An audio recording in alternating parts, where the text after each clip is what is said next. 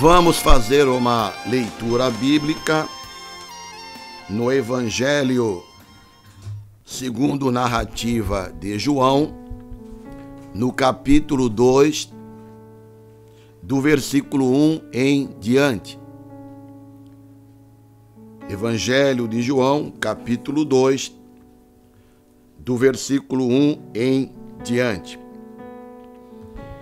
E ao terceiro dia, fizeram-se umas bodas em Caná da Galileia, e estava ali a mãe de Jesus.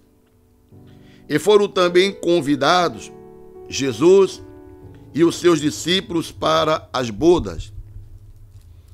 E faltando o vinho, a mãe de Jesus lhe disse: não tem vinho. Disse-lhe Jesus: mulher, que tenho eu contigo? Ainda não é chegada a minha hora. Sua mãe disse aos empregados: fazei tudo quanto ele vos disser. Estavam ali postas 6 talhas de pedra para as purificações dos judeus, em cada uma cabia 2 ou 3 metretas. Disse-lhe Jesus: enchei de água estas talhas, e encheram-nas até em cima. E disse-lhes: tirai agora, e levai ao mestre-sala, e levaram. E logo que o mestre-sala provou a água feita vinho, não sabendo de onde viera, se bem que o sabiam, os empregados que tinham tirado a água, chamou o mestre-sala ao esposo e disse-lhe: todo homem põe primeiro o vinho bom, e quando já tem bebido bem, então o inferior, mas tu guardaste até agora o bom vinho. Jesus principiou assim os seus sinais em Caná da Galileia e manifestou a sua glória, e os seus discípulos creram nele. Depois disso, desceu a Cafarnaum, ele e sua mãe, e seus irmãos, e seus discípulos, e ficaram ali não muitos dias. Vamos então meditar nesta narrativa bíblica e damos um título para esta mensagem: Lições das bodas de Caná da Galileia. Lições das bodas de Caná da Galileia.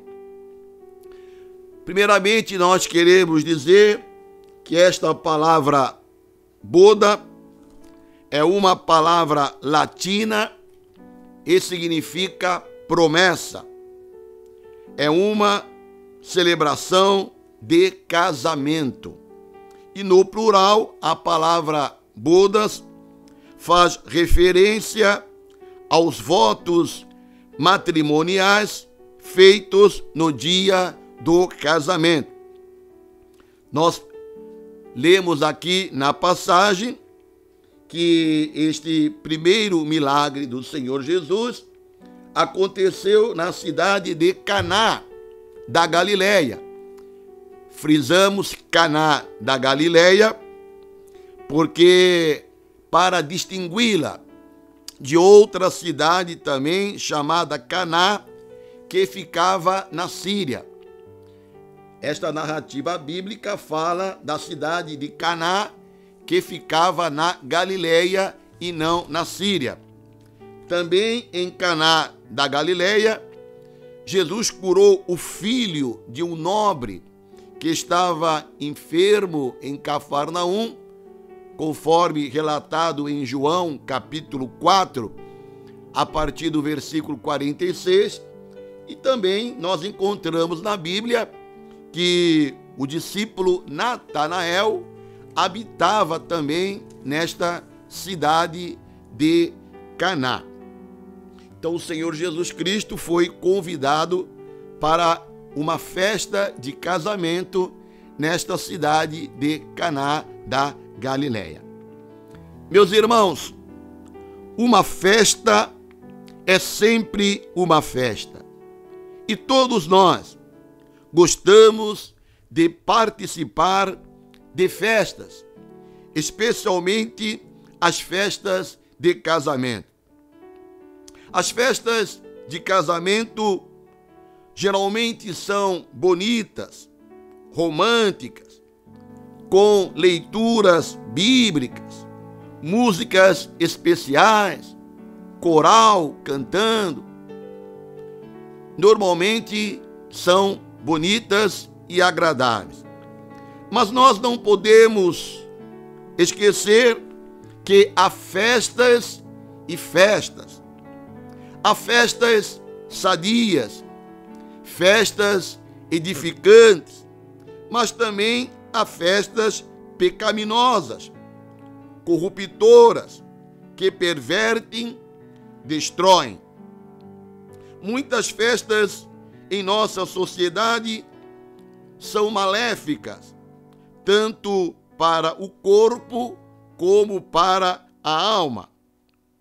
A bebida alcoólica, as drogas e a prostituição prejudicam, e isso está presente em grande parte das festas de hoje.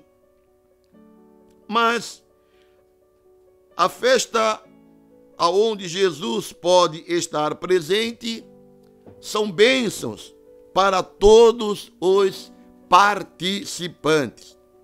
E a festa em Caná da Galileia, citada no texto que lemos, foi uma festa de casamento, onde a família de Jesus Cristo estava presente. Não somente a mãe de Jesus, seus irmãos, mas também os seus discípulos. E aqui em Caná da Galileia foi o cenário, então, do primeiro milagre de Jesus Cristo. Vamos, então, procurar extrair desta narrativa bíblica algumas lições. As lições do primeiro milagre de Jesus, lições que podemos aprender através deste texto lido. A primeira lição que nós aprendemos aqui, nesta narrativa bíblica, que o Senhor Jesus vai onde é convidado. Jesus estava na festa de casamento, por quê? Porque havia sido convidado pelos noivos. E foi também convidado Jesus e seus discípulos às bodas. Versículo 2. E foram também convidados Jesus e os seus discípulos para as bodas. Este casamento foi uma bênção. Foi uma bênção porque Jesus estava presente. Este casamento foi abençoado porque Jesus realizou um milagre. A maioria dos casamentos em nossos dias não contam com a presença de Jesus, porque os noivos não o convidam para estar presente. E sem a presença de Jesus, não é abençoado. E muitas vezes se torna uma tragédia. Grande parte dos casamentos hoje só deixam traumas, feridas profundas, mágoas e terminam em separação e divórcio. Mas Jesus aceita convites. Você precisa convidá-lo para fazer parte de sua vida. Diz lá no livro de Apocalipse, capítulo 3, versículo 20: Eis que eu estou à porta e bato. Se alguém ouvir a minha voz e abrir a porta, entrarei em sua casa, cearei com ele e ele comigo. Um convite do Senhor Jesus Cristo para habitar no coração dos homens. Jesus está esperando que você, nesta manhã, convide-o para entrar em sua vida e fazer parte dela. A presença de Jesus em nossos lares, famílias, negócios, enfim, em nossa vida, nos traz segurança. Ao estar presente nas bodas de Caná da Galileia, ele conferiu sua aprovação ao casamento entre um homem e a mulher e mostrou o quanto ama a família conforme Deus instituiu o casamento. Portanto, a primeira lição que nós aprendemos aqui nesse texto é que o Senhor Jesus, ele vai onde é convidado. E quando ele está dentro de uma casa, de uma família, na vida de uma pessoa, ele se torna bênção para este lar, para esta pessoa. Portanto, convide o Senhor Jesus para habitar na tua casa, na tua família e também na tua vida.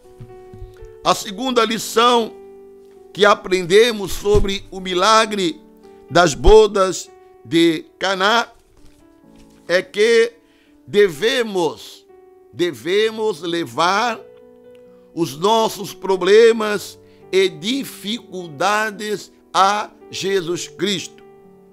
Repetindo, devemos levar os nossos problemas, dificuldades a Jesus Cristo. Surgiu um problema. Vamos ler aqui no versículo 3. Surgiu um problema nesta festa de casamento. E o que é que foi feito? Versículo 3. E faltando o vinho que produzia alegria, a mãe de Jesus lhe disse: não tem vinho. Maria, mãe de Jesus, estava diante de um problema. Faltou vinho. O que fazer? Ela nos dá um grande exemplo. Maria levou o problema para Jesus. Isto mostra que ela não tinha poder, como alguns dizem, para resolver qualquer problema. Maria não é onipotente. Se Maria, pudesse fazer o milagre, teria feito, mas sabia que só Jesus poderia resolver aquela situação. Maria era limitada como todos nós. Não podia realizar milagres nem resolver problemas desta natureza. Com essa atitude de Maria, aprendemos que devemos levar nossos problemas e dificuldades a Jesus Cristo. Maria era uma mulher muito sábia, consciente de sua humanidade. Não tinha qualquer poder e sabia disso. Uma pena, meus irmãos, que seus fãs, adeptos de Maria, sejam tão cegos e não consegue ver que todo problema deve ser levado a Jesus Cristo, pois só Ele tem poder para fazer milagres e maravilhas. Exatamente como disse Pedro, lá em Atos capítulo 4, versículo 12, em nenhum outro há salvação, porque também debaixo do céu não existe outro nome dado entre os homens pela qual devamos ser salvos. Só o nome de Jesus. Repito, só o nome de Jesus. Aprendemos com Maria a levar nossos problemas e dificuldades diretamente a Jesus, sem intermediário. Maria não é nossa intercessora.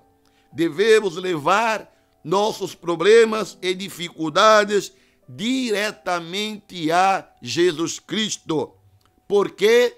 Porque só Ele tem poder para nos ajudar.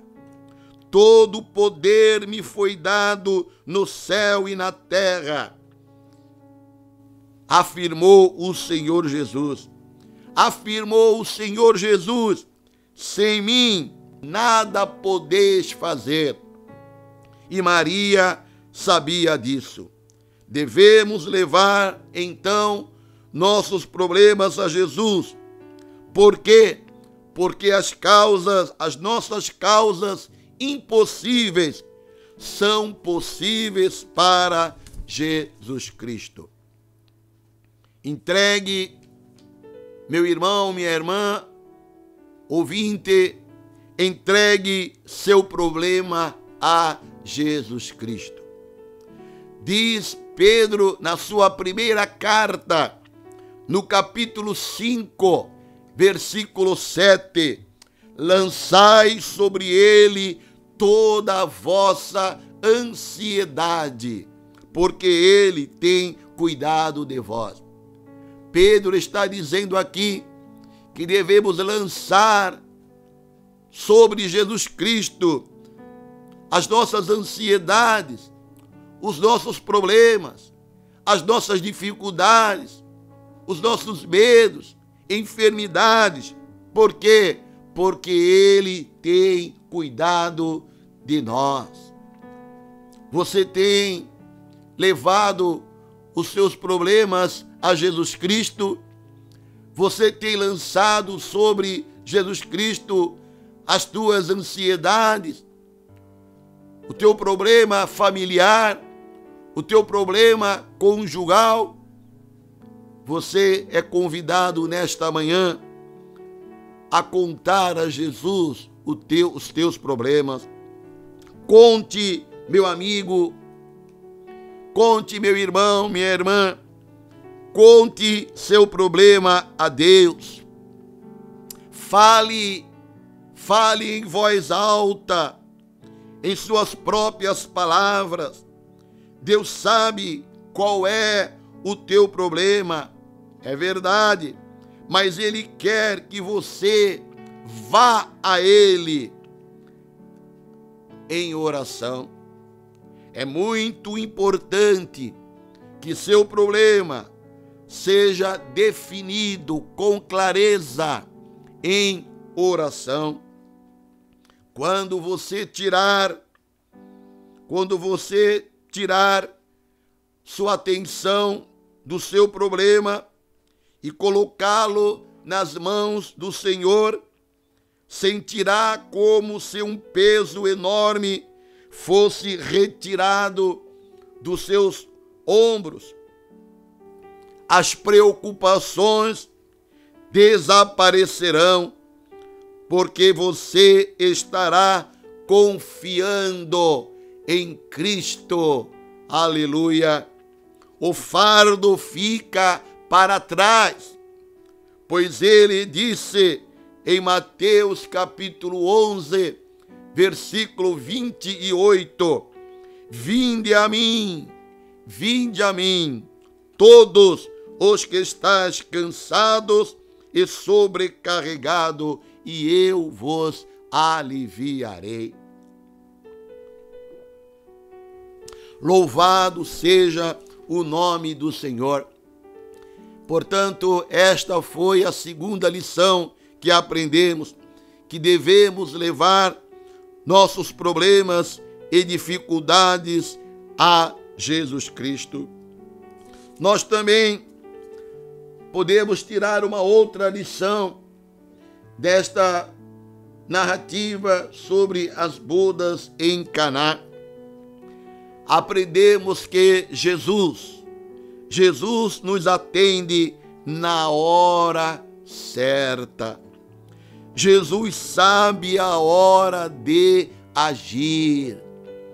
Ele é soberano. Ele sabe a hora de agir. Lemos aqui no versículo 4, disse-lhe Jesus: mulher, que tenho eu contigo? Ainda não é chegada a minha hora. Ainda não é chegada a minha hora. O que é que isto nos mostra, irmãos? Isto mostra que não é como nós queremos. Jesus sabe a hora de agir. Nada acontece nem antes e nem depois da hora estabelecida por Deus.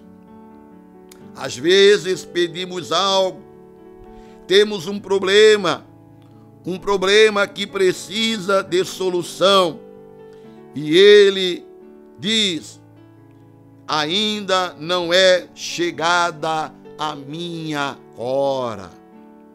Quando o cego Bartimeu clamou: Jesus, filho de Davi, tem misericórdia de mim. Jesus perguntou o que ele queria e o atendeu imediatamente. Vê, a tua fé te salvou. Mas quando estudamos a vida de Abraão, vemos que Abraão também orou a Deus, orou pedindo um filho, e Deus mandou que ele esperasse. E durante 25 anos, repito, durante 25 anos, esperou até que Deus cumprisse a promessa. O que é que nós aprendemos? Jesus sabe a hora de agir. O nosso tempo pode não ser o tempo de Deus. Isto mostra que Maria era tão humana como nós. Levou o problema a Jesus, que disse que mais ainda não era chegada a hora. Jesus agiu no tempo certo. Mas as palavras de Jesus não fizeram sua mãe Maria desistir. Ela conhecia muito bem o Senhor Jesus, sabia que ele era uma pessoa generosa de coração e que ele não ficaria indiferente. Ela sabia que, apesar de não ser o momento, ele iria agir. E o Senhor Jesus agiu. Disse-lhe Jesus: enchei de água estas talhas, e encheram-nas até em cima. E disse-lhes: tirai agora. e levai ao mestre-sala. E levaram, e logo que o mestre-sala provou o vinho, chamou o noivo e disse: todo homem põe primeiro o vinho bom, então o inferior, mas tu guardaste até agora o vinho bom. Tudo o que Jesus ordenou que os serventes fizessem, eles fizeram. Foi uma prova para a fé deles. A Bíblia não diz que eles questionaram ou não, mas encheram as talhas de água, apesar de parecer uma ordem estranha. Eles obedeceram ao Senhor. Nas festas de casamento é muito comum nós encontrarmos cerimonialistas.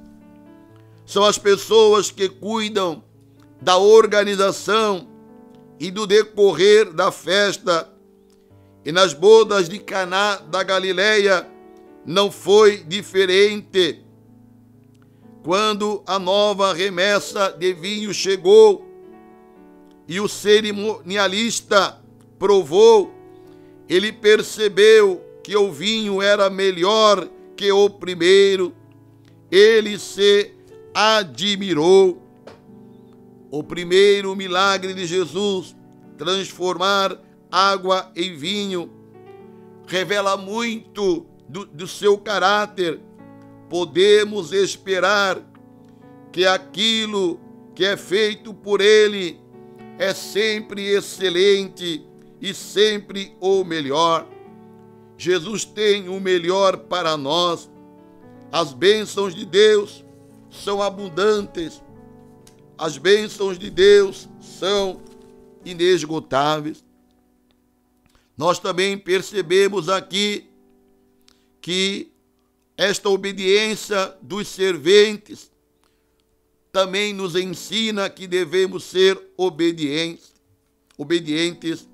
Nossa obediência a Jesus é uma prova de fé, é uma prova de amor, e sem dúvida seremos recompensados. Um detalhe concernente à obediência: a obediência precisa ser completa e não pela metade ou 70%.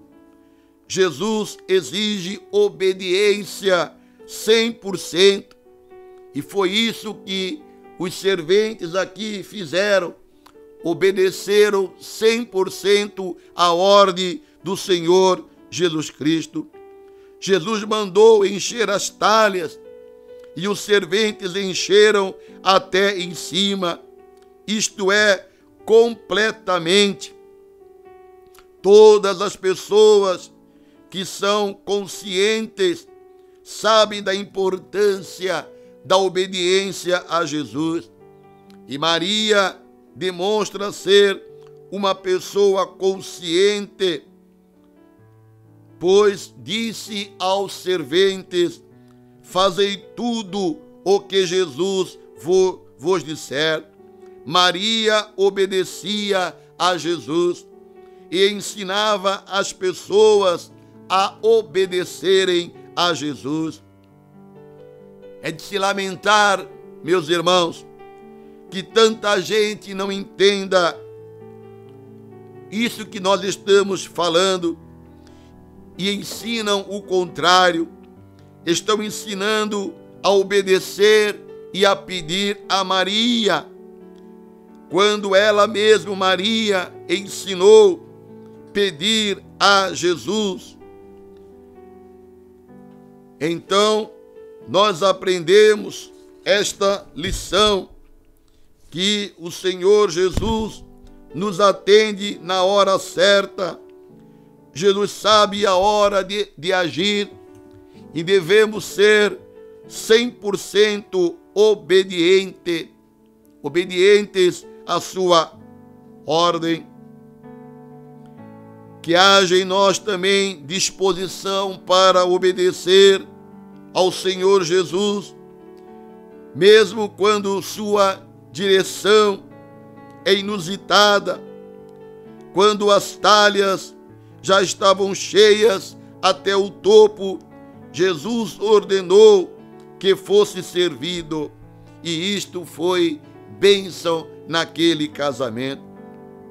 A quarta lição que nós aprendemos desta narrativa bíblica é que onde Jesus entra, ele leva bênçãos e ele manifesta a sua glória e fortifica a fé. A água foi transformada em vinho. Todas as vidas e famílias que convidaram Jesus para fazer parte de suas vidas foram abençoadas, são abençoadas grandemente. A minha vida foi abençoada desde que convidei Jesus para fazer parte. Viver sem Jesus é viver a vida do filho pródigo, é comer das bolotas que os porcos comiam. Mas as pessoas têm facilidade em se acostumar a viver mal, infelizmente. Se você deseja ter uma vida abençoada, convide Jesus para fazer parte dela. Faça como os noivos de Caná da Galileia. Versículo 11, Jesus principiou assim os seus sinais em Caná da Galileia e manifestou a sua glória, e os seus discípulos creram nele. Não é a todos que se manifesta a glória de Deus, mas apenas para aqueles que o convidam para fazer parte de suas vidas. Diz a Bíblia que Estevão viu a glória de Deus. Por quê? Porque Jesus fazia parte da sua vida. Enquanto o apedrejavam, ele estava com os olhos fitos no céu e via o céu aberto e Jesus assentado no trono e os anjos que desciam e subiam. Estevão morreu apedrejado por causa de sua fé, mas morreu vendo a glória de Deus. E diz aqui que Jesus manifestou a sua glória em Caná da Galileia, e os que ali estavam e acompanharam os acontecimentos foram fortificados na fé. Diz o texto, creram nele. Se você, meu irmão, minha irmã, quiser ver a glória de Deus, entregue sua vida a Jesus. Convide Jesus para fazer parte de sua vida. Obedeça a Jesus 100% e você crescerá, verá a glória de Deus. Deixará de ser um religioso para ser um discípulo de Jesus. Uma outra lição que nós aprendemos aqui, a quinta lição: os imprevistos da vida não podem ser, os imprevistos da vida podem ser o prenúncio de um grande milagre. Nossa fé não pode depender do que aconteceu ou que deixou de acontecer. A nossa fé deve estar divorciada dos imprevistos. Os imprevistos surgem e passam, mas a nossa fé permanece inabalável. por mais crente que você seja, meu irmão, não estará isento de privações, de crises e de dificuldades. Um dia, o vinho poderá acabar. E daí, o que fazer? Imagino que não foi fácil para os noivos em Caná da Galileia, quando souberam que o vinho, o principal da festa, havia se acabado. Eles tiveram a felicidade de convidar Jesus para aquela cerimônia, e no momento do imprevisto, Jesus realiza o seu milagre, transformando água em vinho, e um vinho bom. Qual a família que não está sujeita aos imprevistos, aos dissabores desta vida? Bem sabemos que todas as coisas contribuem para o nosso bem, conforme Romanos 8:28. Também sabemos que as lutas não vêm somente para nos provar, mas também para nos aperfeiçoar. Cremos que quando os imprevistos da vida surgem, Deus é fiel para transformar o palco da aparente derrota num palco de vitória, pois nele somos mais do que vencedores. O que sinto de Deus para deixar registrado nesta mensagem é que os imprevistos da vida podem ser o prenúncio de um grande milagre. Quando tudo acaba, pode ser o início de algo novo. Se Jesus está nos projetos de nossas vidas, não existem imprevistos que não sejam superados. Cabe a cada um de nós procurar desenvolver um relacionamento profundo com Deus, indiferente às circunstâncias desta vida, existam ou não imprevistos, sabendo que Ele cuidará de nós em qualquer situação. Hebreus capítulo 13, versículo 15, nunca, jamais te abandonarei. Nossa fé não pode depender do que acontece ou deixar de acontecer. Ela deve estar divorciada dos imprevistos. Os imprevistos surgem e passam, mas a nossa fé permanece inabalável. Deus tem um reservatório cheio e repleto de bênçãos para serem derramadas sobre nós. E isto acontece quando de fato temos um relacionamento com Ele, um relacionamento puro e verdadeiro. Tome posse disso, meu irmão, e no momento do imprevisto da vida, você também irá provar um grande milagre. Concluímos esta mensagem dizendo que aprendemos grandes lições através das bodas de Caná da Galileia. A primeira, que o Senhor vai onde é convidado, não entra sem convite, pois não é ladrão e nem salteador. Satanás, sim, entra sem ser convidado.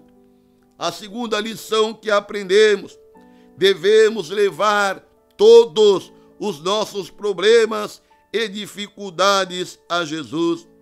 Terceira lição: Jesus nos atende na hora certa, pois coloca em prova nossa fé para depois nos recompensar. Quarta lição: não podemos esquecer que onde Jesus entra, leva bênçãos, manifesta a sua glória e fortifica a fé. Deixe Jesus entrar em tua vida agora. Convide Jesus para entrar em tua vida. Ele quer, ele deseja te abençoar.